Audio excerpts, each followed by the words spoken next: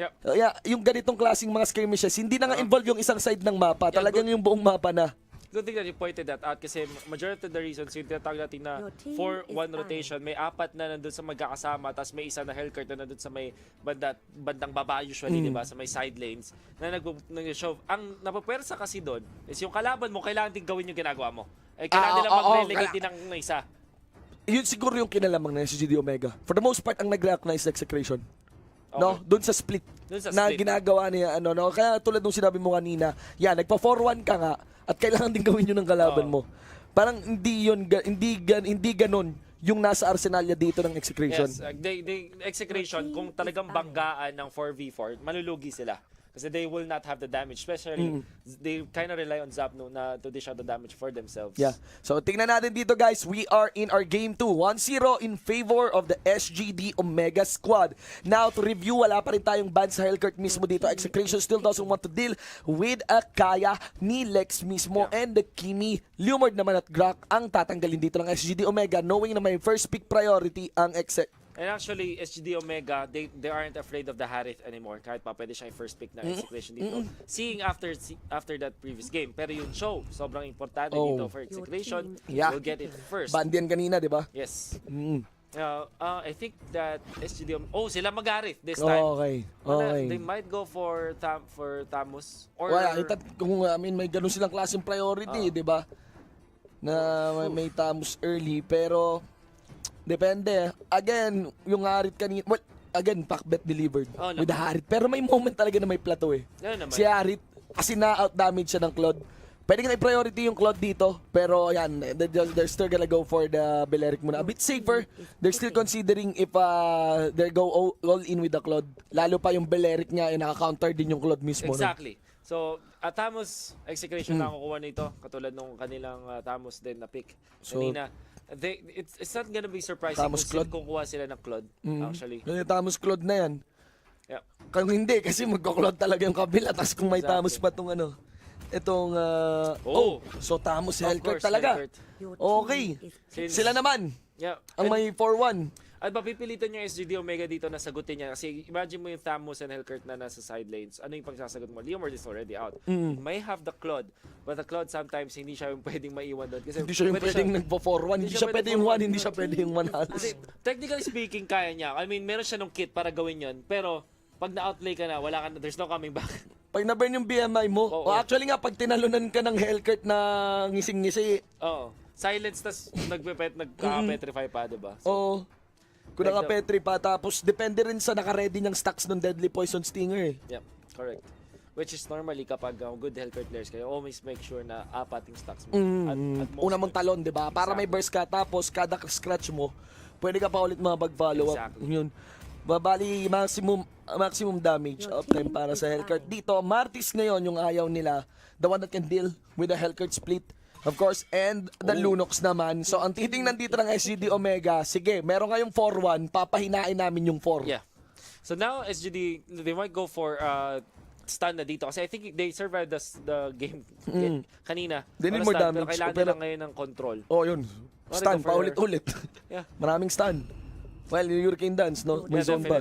You can be very creative. Of course, Lex, one of the better Akai players in this liga. And Execration, gawa na kayo ng Minotaur. They're saving up their next damage dealer here. As the last pick, no? Para walang counter.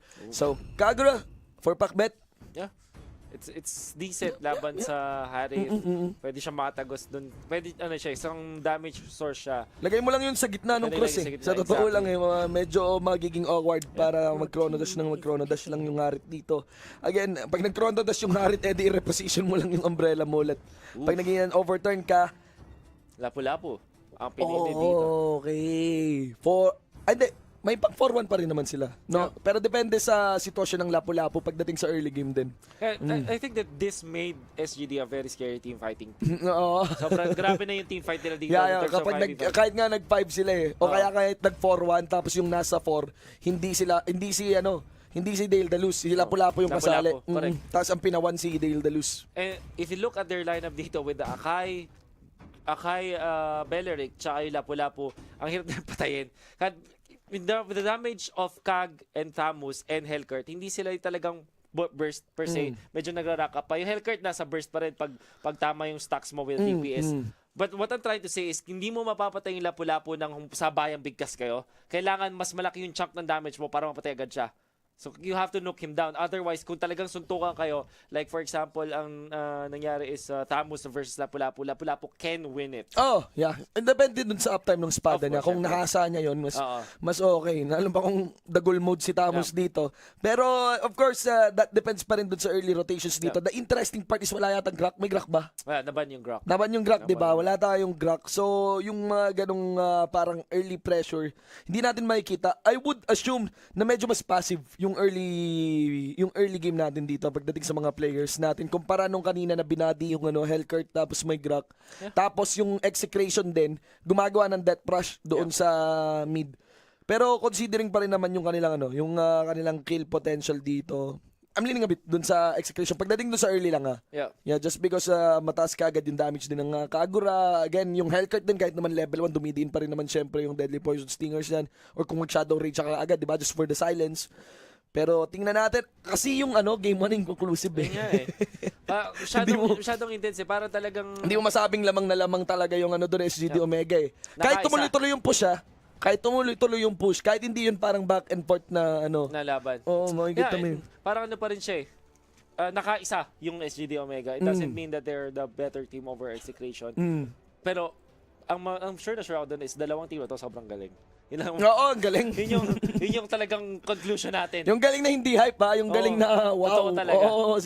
Mastery of the game themselves. I really like how yung kanilang discipline nila and how they approach dun sa Lord, dun sa tansyahan, di ba? It's a benchmark of top teams. Hindi mo akalain either way, ladies and gentlemen, we are into the game. 30 seconds in. Once again, this is game 2 of the match between Execration versus SGD Omega. 1-0 na pong SGD Omega on the blue side is of the Execration squad. Pakbet para sa Kagura. Ito Max naman para sa Tamus, Japnu on the Hellcurt, Dian for the Cho, and Lord for the Minotaur. You have SGD Omega, Carl TZ with the Harith Heath on the Belleric Delalus on this Claude. Silex naman ang ating Akai Liva. On to the Lapu-Lapu. Okay, sa mga viewers natin if you are enjoying this match, I would dare say i-share nyo to kasi ibang klase. Hindi na to yung hype. Hindi na nga to yung fun. Hindi na nga to yung parang, pro player. Literal, kung gusto nyo gumaling, ang ganda. ito nga rin. Matututo ka talaga, galing. This level of competition. Ayun na nga yung sinasabi ko. Excited to see. So, walang aggressive rotations ngayon talaga. Even the early minutes dito. Even in the crab contention, wala talaga. Kasi wala tayo ng mga tulad ng Grok. Pero ayan, we got one into the bottom lane side. Pero feeling ko cut lang naman yun. Yeah, ang nakakatakot dito is if the Harriet gets the first level 4 of the game, really amplifies the pressure na pwedeng i-apply ng SGD Omega. Nakakatakot na meron ka agad Zaman Force na nag-aabang kanyang kalaban. Batayan niya yung XP bar dito, mga kaibigan. I think the Harriet is just a few ticks away on getting the level 4 should be available now. Wizard shoots naman dito para kay Heat. Nagkakalabasan agad ng Wizard shoots din dito. We got Lord as well. 5 seconds para sa ating unang turtle. Into the mid. Medyo may niluluto. You got the Harriet chrono dashing in.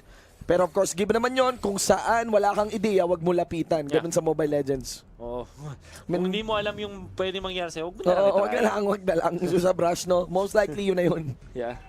So, I think that for SGD Omega naman, they can still play how they play the traditional SGD Omega game. Medyo mag-farm lang din. So, what I noticed from Season 2 and heading to the early parts of Season 3 ng MPL, ay talagang malaking emphasis ng SGD Omega on prolonging the games themselves. Steady dito. Well, tumama yung shoot po to the way of the dragon. Nahuli dito si Carl Easy and that's a Minotaur Fury na masyadong late. Actually, Execration, it's not that late, but they still got 2. Yeah, they still got 2. Pero yun din, yung turtle dito napunta sa Execration squad. They dalus yung bonus, 3 na dito ngayon. Yung Minotaur Fury, yun yung tanging late na sakto pa rin. Tsaka, tama yung timing. And the early levels may choke ka, tapos may Minotaur ka, may Hellcurt, tsaka Kagura Tamus. Kailangan ng dito, kailangan ng scaling dito ng SGD Omega.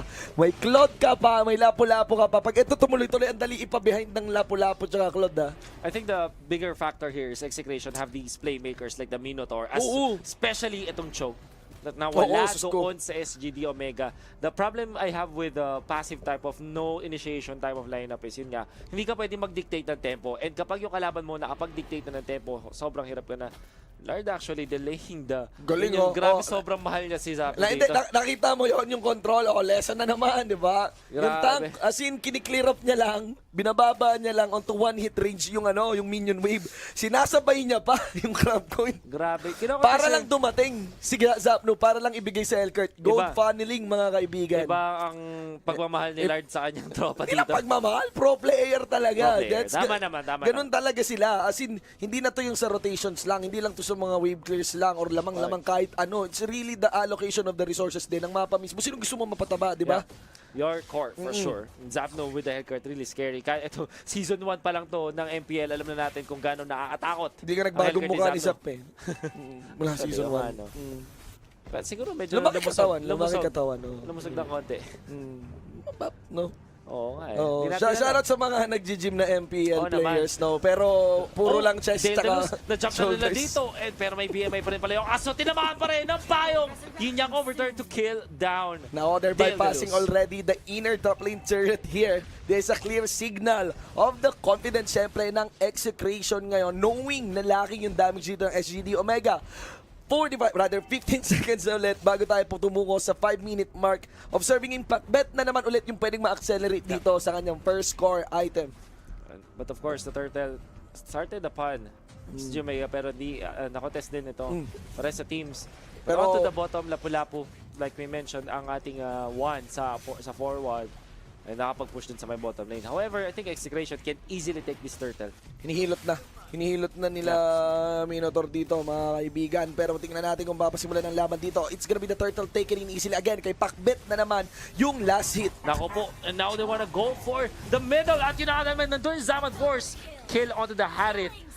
Especially, like you mentioned kanina, ibato mo lang yung payong kung saan yung nasan yung Zaman Force and makakakuha na kill. Wait, the Dragon para mo si Levi. DPS na naman para sa last hit ni Zapno. Diba? Medyo naubos yung talent mula dun sa game 1, mga kaibigan.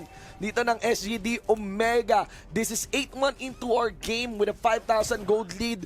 5 minutes mismo, makapal na nga yung gold lead, lalo pa sa ganitong kalibre ng mga players. Hindi nila basta-basta ipapamigay yan. At sa ganitong klaseng lineup against that lineup as well ng SGD Omega. Jirap Chinokudo, again may certain conditions para maipabawi itong Lapu-Lapu ngayon. Right now, SGD Omega, kuya siya parang aga mo naman sinasabi na talo na SGD Omega. It's actually the situation right now. They need to really find some luck. Hindi na nga play this carefully. They need to find some luck of having that position. Kailangan makahanap ulit tayo siguro ng Daedalus play na naman, no? Yeah. Kasi yung frontline nila, again, si Hit dito kaya mo pa talagang tunawin. Ang Beleric, di ba? And the fact na nauubusan sila ng Torre dito will disallow that Daedalus game. Oo, yung basta yung tinutukoy ko dito is kailangan nila ng talagang sobrang swerteng pasok. Not so sure that's gonna translate into a kill din. Kahit ganyan, di ba? Kamuntikan pa. Saan naman yung espada niya dito pero kinulang siya ng oras. And that's an ult for an ult. That's an ult for an ult. The burst would be lacking. There is the Hurricane Dance full stack. Mayroon pang Zaman Force doon. Lots of resources being burned. Pwede sila i-tower dive sa ganyang sitwasyon ngayon. Pwede nga sila tower dive dito. They don't have any defensive skill aside from the ultimate of Heath, the Beleric. And it's not gonna be enough for sure. Execration really feeling yung kanilang momentum dito sa game natin. Yan na, pwede na sila i-tower dive. Yan na si Dian, no? Magkakas na yan. Mga kaibigan ng kanyang Jeep Kundu, bantayan niya lang. Pero he is just focusing onto the turret. He knows na SGD Omega will just be playing it safe. Minoan Fury, tumama na dito. But Heath activating the ultimate. Jumping like Dian. May wave the Dragon na kinumit dito. Heath is still alive for a little bit. Mapapatay ba nila? Hindi. Eventually, we'll be able to walk away. Samantala na ulit show dito na lang ito ng Hurricane Dance. And the damage will be enough. Zaman, actually, Levi! Naku po si Levi dito. Kamuntikan. Ba't nakuha pa rin yung Kagura doon? Yan, nakakuha siya ng kill. Actually, okay yung backline na sayaw dito ni Levi, mga kaibigan. Again, yan yung Lapu-Lapong Mirmi doon. Buo yung espada niya nung nakuha niya yung backline. That's actually a team fight that is okay for SGD Omega. I'm actually surprised. I thought that Execration will outright win that fight. Kaso, na nangyari na naman. Actually, again, Execration, di ba sinabi natin na pwedeng i-tower dive ng Execration yung SGD Omega. Hindi tintower dive ng Execration yung SGD Omega. Pinamigay ng SGD Omega yung Torre. sa inner. Tapos by that time na nag-teamfight sila, saka umap din yung ibang mga abilities dito ng SGD Omega. Exactly. That's the thing. Pero it's still a bit awkward nga, hindi naman yun talagang full-blown win. Pero at least there's a core getting kills. That's the thing. Levi here. So curious nga tayo anong item nito, di ba? Uy, teamfight ulit. Dancing to get the tower, pero nahuli yata siya dito. Able Zap. to jump away. Wala dun sa Blazing Duet. Ako. Zapno will be safe. Ang ganda nung... It's really scary at that moment, but really commendable mula kay Zapno. Yung kanyang mga sidestep para mapatumba yung Torre. Execration with the 4-1, pero ang nasa 1 dito ay hindi si Zap. Hindi po yung Hellcart, it's the Tamus actually. So right now, Zapno is joining the party at kapag napansin siya ng SGD Omega, sinasabunutan gagad siya. Hindi pinapaporma itong Hellcart natin. We got the items here and on to the Lapu-Lapu. Yeah. Bloodless Axe. Yan sa kaming malet yata. Ang Sana tama yung pakahabol ko ng tingin. Yung lamang ng SGD Omega dito, ng Execration over SGD Omega is so high na yung pinakamababang pinakamahirap na hero mula sa Execration, parang pinakamayaman na hero sa SGD Omega. Ayun pala hindi. Ganon. Yung pala yung Demon's Advent yata. Demon's Advent, yeah. Iba pala yung Devils, ano yata, yung kanina yung kay Lunox. Pero Demon's Advent now onto the Minotaur here, ladies and gentlemen. 30 seconds bago lumabas yung Lord dito. This will deliver a different mechanic ngayon sa approach ng Execration against SGD Omega because it looks like hindi na ganun kadali para sa Execration makapag-push dito sa inhibitor turrets. But in fairness for SGD Omega, they have the tools for defense and they have to brace their base. Breaks all the defenses para sa SGD Omega. This will be a long defense kung gusto nila manalo pa sa laban na to. But for Execration, pwede nilang i-conquer na yung buong mapa. They have full map control. Yan, sa ngalan ng ama, si Dian, ng anak. Hindi, wala yatang tatamaan. Wala. Hindi na pinilit. Nagdadasal na yun. Nagamit ay mga jutsu. Akala ko bababa na eh, di ba? Ganyan. Pero pag may nahuli kasi doon, laking problema talaga. And yung since level 1 na i-shoot, ay hindi, level 4 pala, yung unang Turtle Siege, pasok ka agad, una nang nasipa sa mukha si Carl TZ. And of course, if they do get onto Carl TZ, mahihirapan ng SGD Omega kasi yan pa yung brunt of their damage output. Kasi think about yung Claude, and yung ilan pala po mataas na yung damage output for sure. Pero yung Claude pa, hindi pa ganun ka scary. And dahil hindi nakakuha ng kills dito si Dale sa kanyang Claude, tas may Bounty Hunter pa siya, talagang nahihirapan siya mag-progress into getting the farm. Sa ganito kaliit na mapa para sa kanila, siguro minimum dito para sa Claude, siguro 3 minutes pa. Kung sakali, no, para humataw mga kaibigan. 9-3 into our score and right now, that's an 11,000 gold lead sa kamay ng Execration. Yung Lord naglalakad na at nakapag-cruise na, nakatawid na doon sa may ilog. And let's see if this is gonna be the siege that can be stopped by SGD Omega. First hit onto the Lord dun sa inhibitor turret. Ito na nga, Torre. Pero yung Summon Force dun sa likod as they want to try to go for the backlines this time. Hindi maging successful. The choke will be punished because of this. Pero yung Torre napatay na. And may kasama nito isang membro ng SGD Omega. That's the Belleric down for the count. Kasama yung si Lord Levi pa rin. At hindi na nga makapasok din si Levi dahil yung top lane kailangan niyang depensahan. Samantala yung Lord nandun sa gitna. Medyo pumupok doon sa kanilang base. But the inhibitor up top will be taken down. Eto Max still alive. Zaman Force kinumit. But not much connection mula dito sa Harit. At in fact, mamapatay pa siya dito. Zapno may traded off sa shutdown on the Hellcart. Pero okay lang dahil mukhang panalo pa rin ang Execration sa laban ito as they take out the base. Actually, medyo tumigil sila dito as they wanna go for the Lapu-Lapu. But doesn't matter. Seems like they still wanna go for this may one. minion wave doon sa may bandang taas. That timer's here. Ay, nabuhay! Hindi, pwede pa. Pwede pa, pero wala silang inhibitor. Hindi pwede magstay ang Minoan Execration. Fury nga lang nahuli sila tatlo. Yun lang. Tapos with a jump, Yun kinagat lang. yung Claude. Yun lang. An Execration would get the 1-1. Mga kaibigan, pwede sana eh, no? Pero binati si Dale. No? Ang gandang huli. Binati si Dale, mga kaibigan, into the post-game. Again, ang MVP here would be Lex. And you could see kung gaano ka-pin down yung mga membro dito ng SGD Omega. Again, it's a top call para sa kanila, top situation para sa kanila sa drop.